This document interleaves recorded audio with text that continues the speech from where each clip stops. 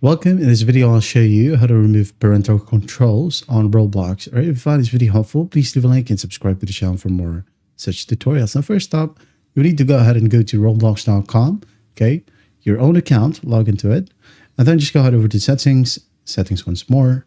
Now click on parental controls, and whatever email is right here, well, that is your parent email, okay, or the parent account.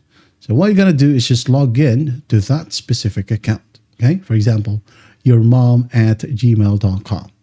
So log into that account. Now, once logged in, just go ahead and go to settings again. And then go to parental controls. And here you'll be able to see your own email. Okay. Once you show your email, you will have the pencil icon at the top right. Just click on it, and once done, just click on unlink accounts. After that, just follow simple prompts, and once done, you're good to go. That's how easy it is to remove parental controls on Roblox. I hope this video helps. I'll see you in the next one.